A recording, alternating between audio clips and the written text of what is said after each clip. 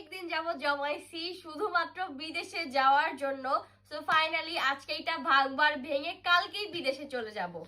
ওকে, দেখি তোমার এটার মধ্যে কত টাকা জমলো। শোনো, দেখো। অর্ধেক অর্ধেক, তোমার অর্ধেক আমার অর্ধেক। না হলে তো 4-5 লাখ টাকা হবেই। 4-5 লাখ টাকা হবে না, 50-60 হাজার এত হবে। টাকা যদি না হয় তাহলে কি যেতে পারবো বিদেশ? আপনারাই বলেন। ব্যাংক কেমনে ভাঙে কেউ, আল্লাহ। কেজিটা নষ্ট হবে না, এটা এমনি নষ্ট হয়ে গেছে। দাঁড়াও, তো ব্যাংক তো এখনো ভরেও নাই। ফাইনালি ভেঙে গেছে আমার ব্যাংক। আল্লাহ, মাত্র 500 টাকা রাখছো। দেখি আর কত টাকা আছে। আল্লাহ, কেমনে যাবো বিদেশ আমি এই কয় টাকা নিয়ে? তুমি তো এই টাকা দিয়ে রিক্সাতে উঠতে পারবা না, তুমি যাবা প্লেনে করে বিদেশ। ছি ছি ছি যাবো, ছি। আমি এই টাকা দিয়ে বিদেশ যাব, কালকেই বিদেশ যাব। আপনারা দেখে যদি না গেছি আমার নাম পাল্টায় নাম লাগবো। ছি ছি ছি ছি ছি ছি।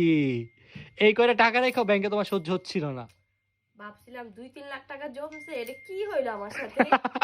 এখানে 100 টাকা হবে না।